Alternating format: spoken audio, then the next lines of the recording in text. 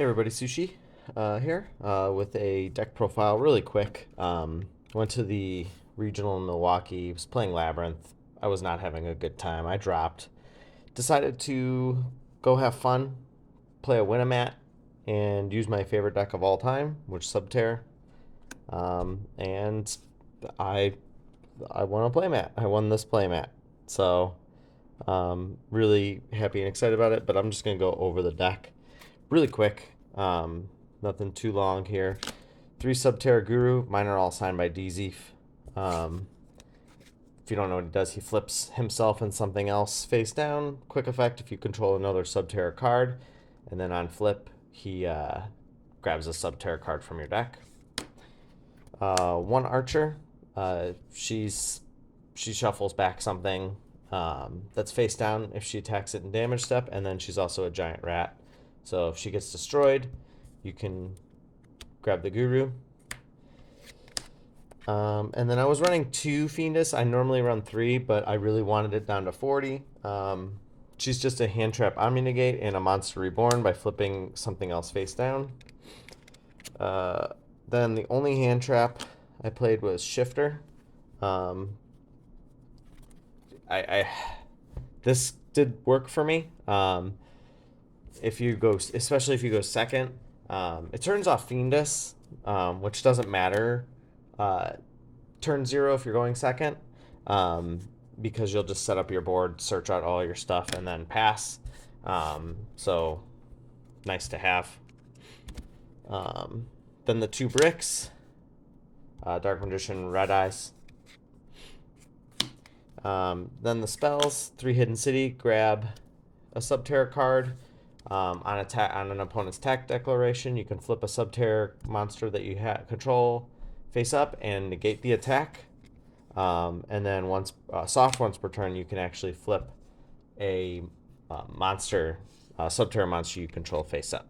So I opt to run the Cave Clash because it gets back resources. So if you do get your Archer engrave, or if you want to recover one of your Omni Negates, you can. And then this kind of does help you become beefy.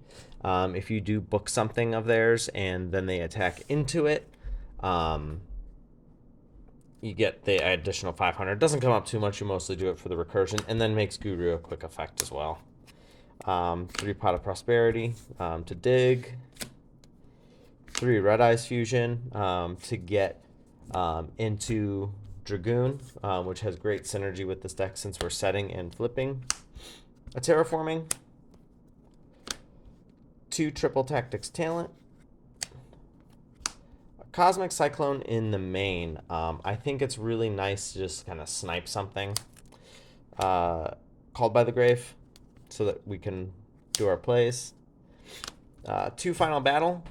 It's not even a once per turn, so if you open them both, you can flip and do both. So that's kind of nice. I'm main decking 2 Evenly Matched. It came up. It's really nice just in case you do go second, and if you go first, discard fodder for Dragoon. I am main decking Awakening the Dragon, just because there's still a lot of main deck popping, like Mana DM does it. I know that Snake Eye can pivot into SP and banish things, so I think it's just kind of nice utility. That did come up.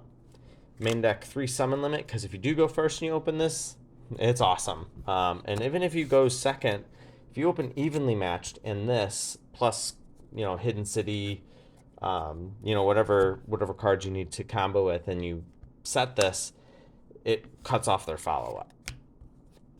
I'm opting to play Soul Drain just because we really don't have any cards in here that activate in the grave. None of these activate in the grave. And a lot of other decks do. So this hits the Unchained, it'll hit the Snake Eyes, it'll hit the Fire King, and it doesn't hurt our deck. I know some builds play Skill Drain. We can get around that with Guru and Final Battle, but it turns Dragoon off, which is like the whole gimmick of the deck. So I opted to play that. One there can be only one. and 3 strike. And that's it for the main deck. That's 40 cards. And then for the extra deck, 3 Dragoon, just in case. You can always banish one or 2 off Prosperity, or you can grab one with Waking the Dragon. The Super Poly targets.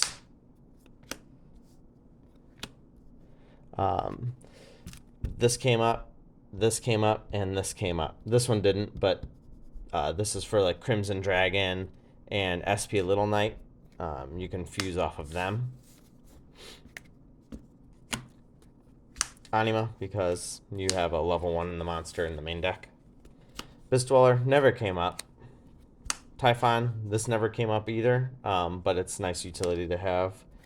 I noticed people are playing a lot of Dogmatica Maximus, so if you have to dump something, you have some dump targets. SP, because you should. And then my 2 Waking the Dragon targets, depending on the situation, are these 2. If you have Dragoon up already, this is a nice one to pivot to, because while he does blow up your own field, Dragoon will not get blown up. So he'll stay on the field, force no player to be able to summon.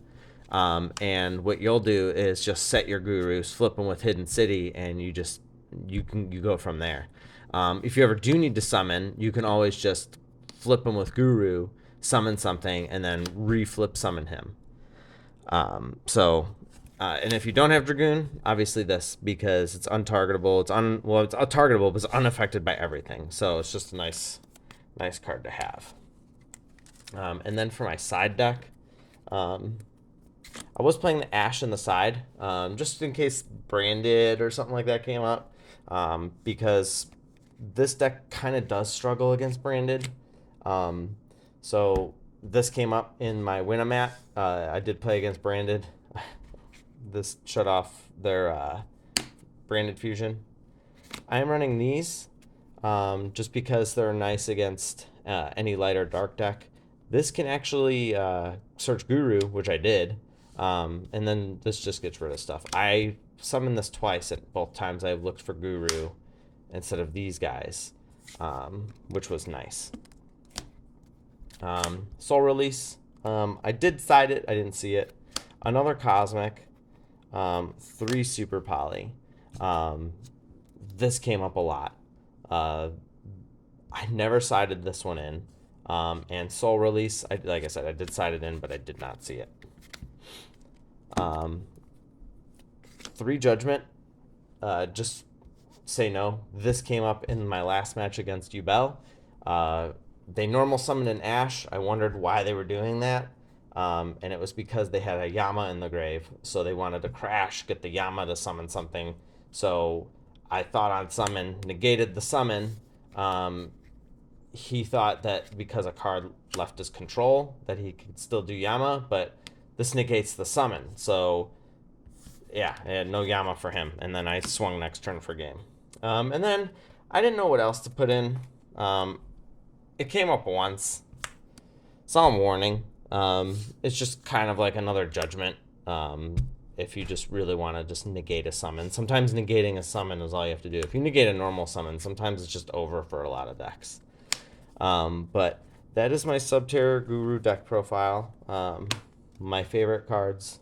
My favorite guy of all time. I do love Labyrinth still.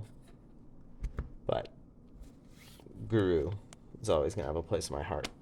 Thanks for watching, guys. Take care. We'll see you next time.